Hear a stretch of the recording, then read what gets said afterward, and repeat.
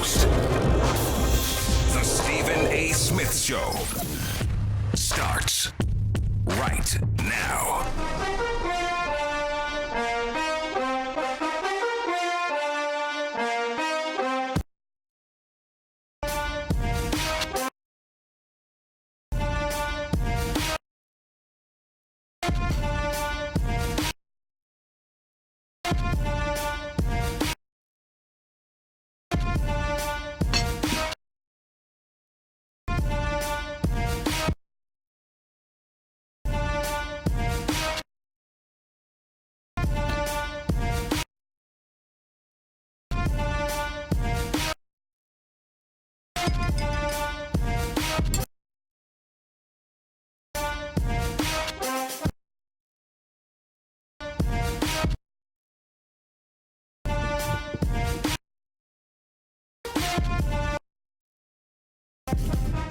What's up?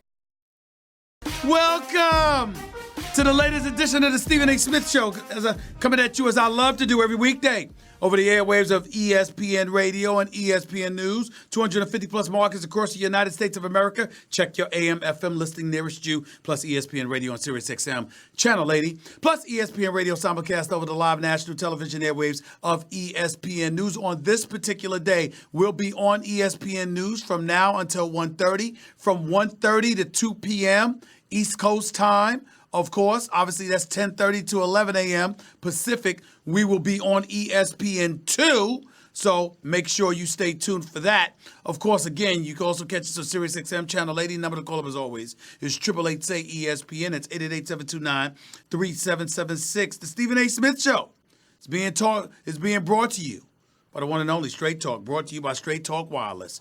Want to make sure you all knew that. Got a lot of stuff to get into today. Antonio Brown for the Oakland Raiders making a nuisance and an embarrassment of himself. I'll be talking about that as the show progresses. I think he did show up to the team this morning. He's going to be there practicing with them, so we'll talk about that.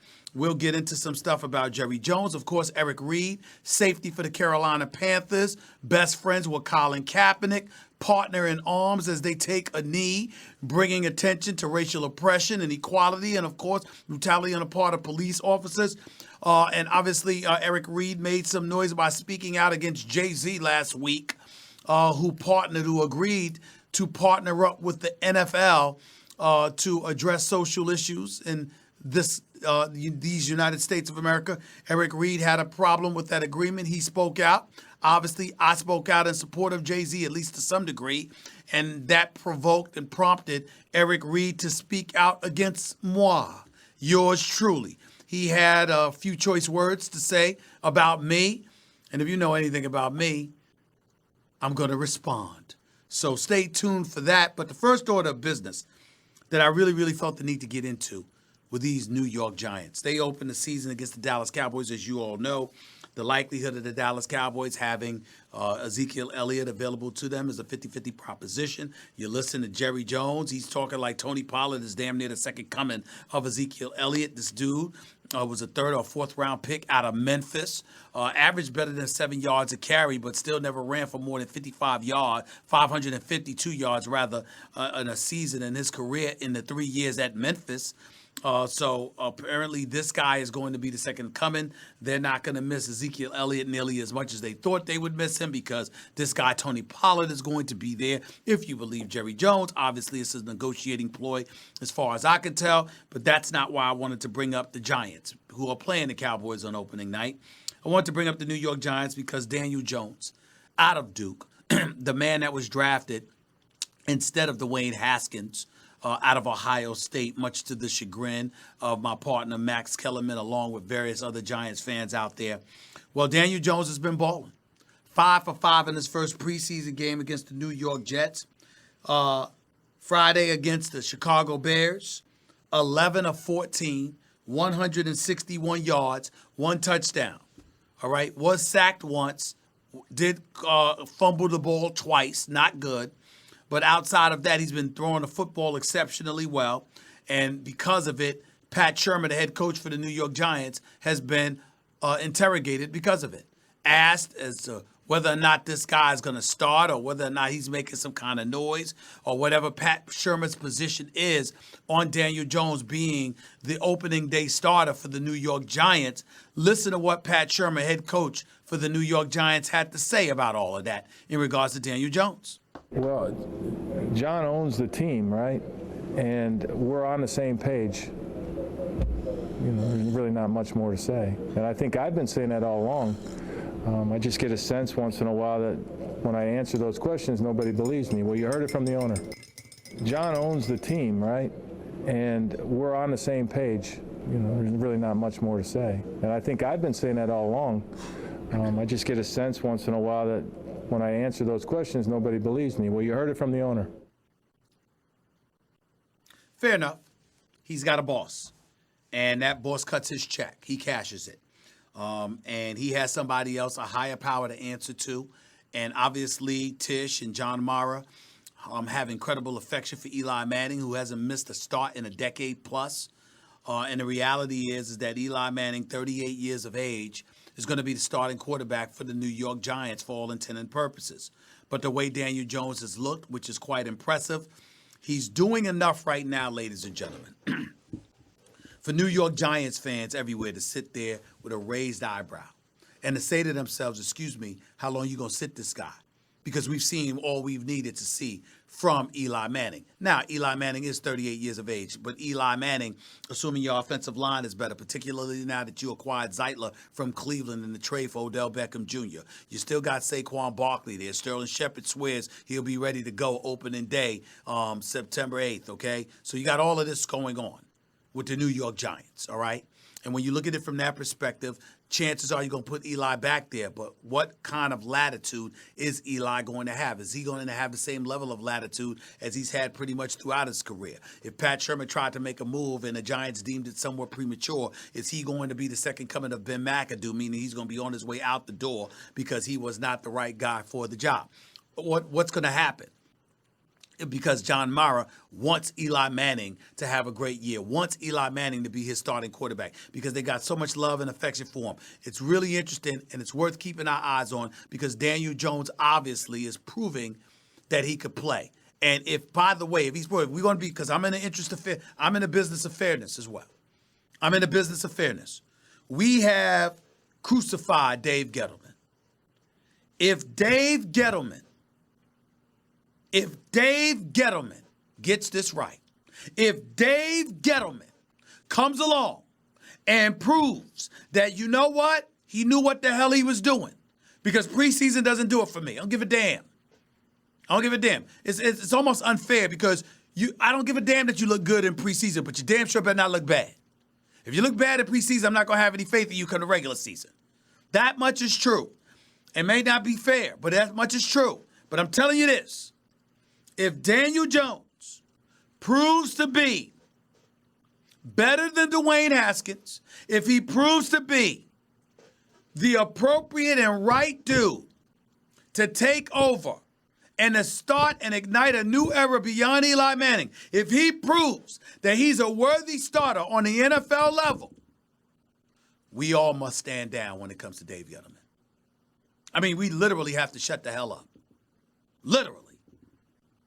If Dave Gettleman gets this right, we don't get to dog him. A matter of fact, we got to give him praise. I'll damn near say we got to offer him an apology. Dave Gettleman took a lot of heat.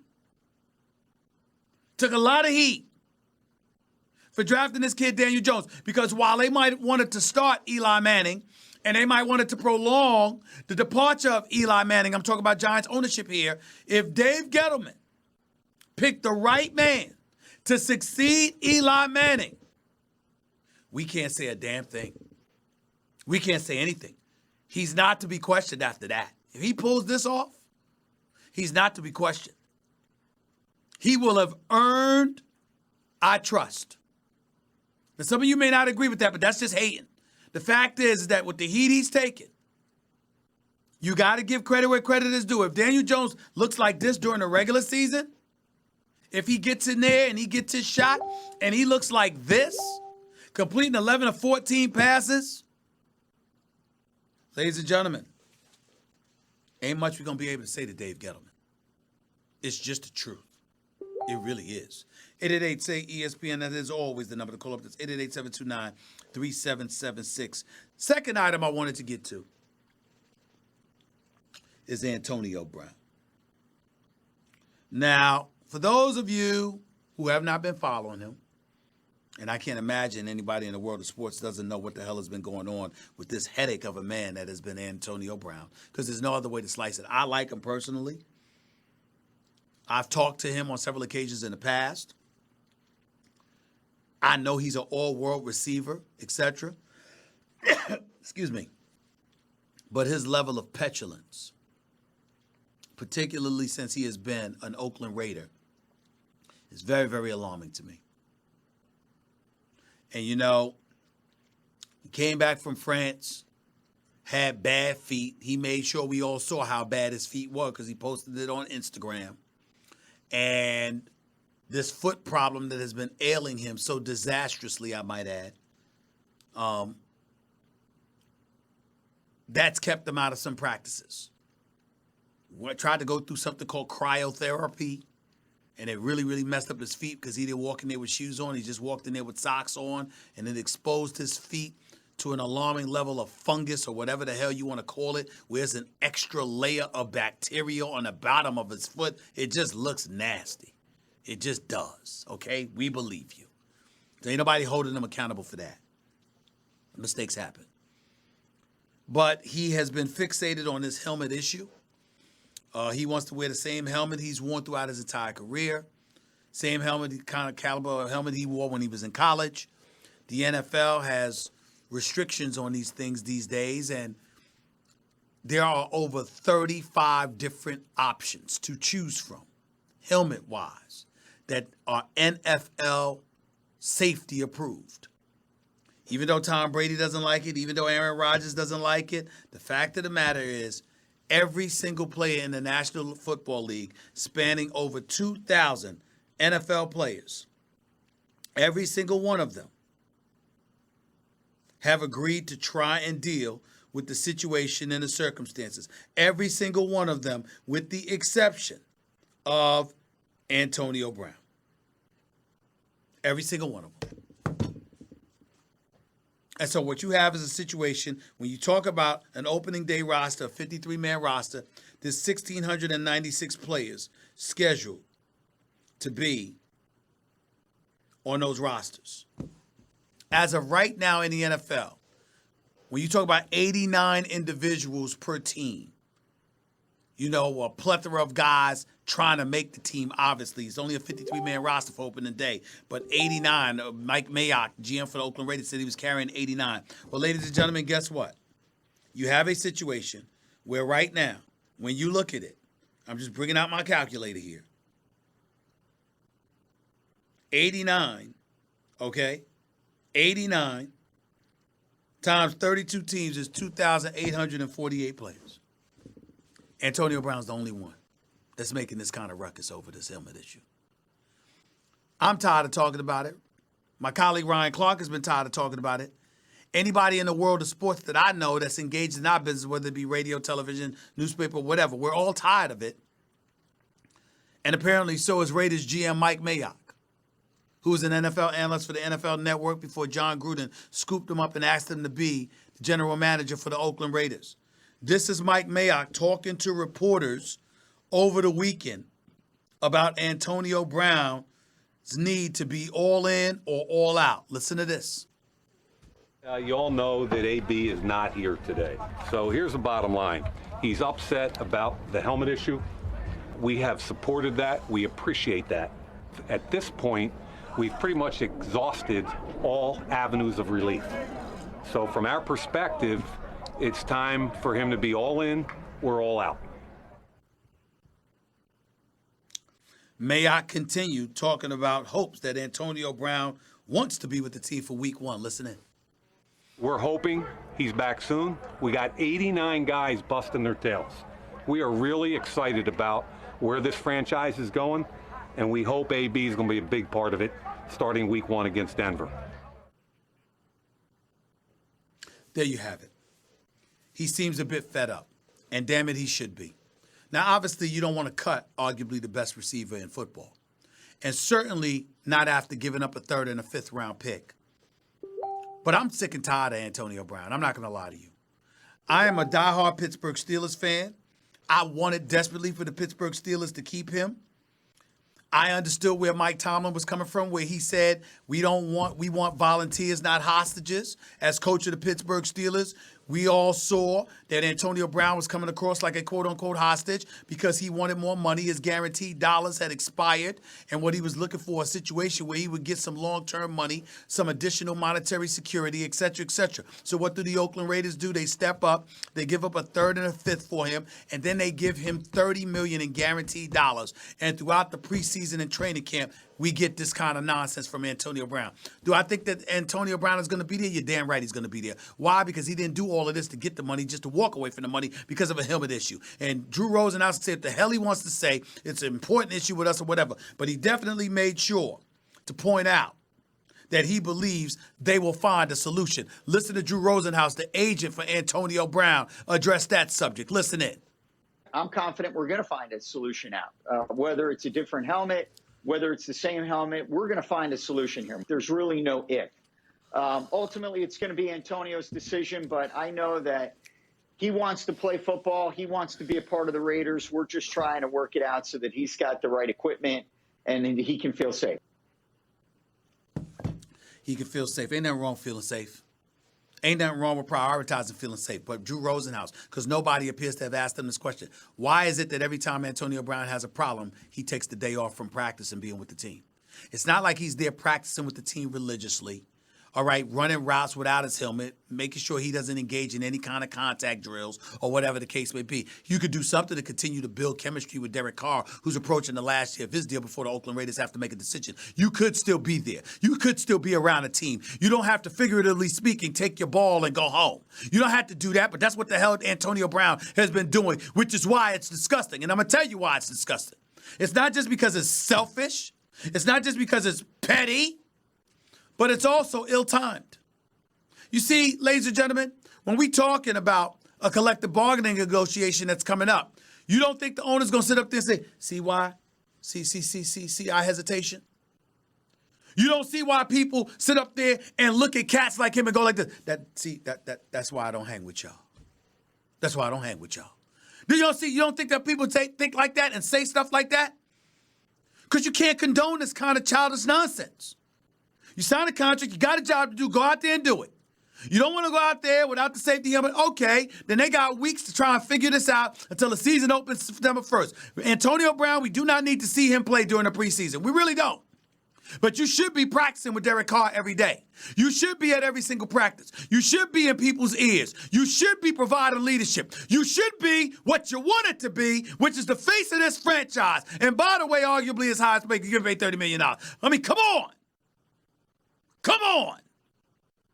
You know better. Which means that the only reason you're doing it is because you think you could get away with it. And then to add silliness, insubordination, disrespect, and all of that stuff into the equation, you go on Twitter and call the NFL and say that the NFL stands for the N-word for life. The N-word for life. Now, the NFL is in no position to come at you and say, excuse me, we don't know any N-words is getting paid $30 million.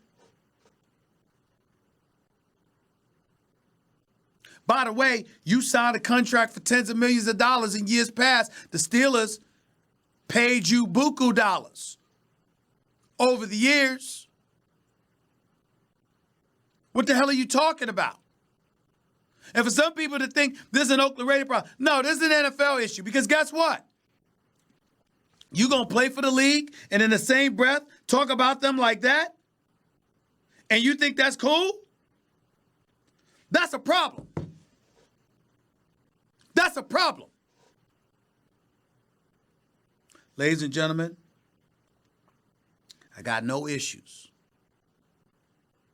with a man speaking up for himself and speaking out about righteous causes. And obviously, being a black man, I'm going to be sensitive to the plight of black folks anywhere and everywhere. Every time it's warranted. But when it's not warranted, you got to call it out. Because if you don't call it out, what happens when you have something legitimate to call out? No one's going to hear you. You're going to be talking into the wind. Because nobody's going to take you seriously because you're always barking about something that lacks substance. So when something substantive comes to the forefront, instead of hearing the substantive message, they're focused on the messenger.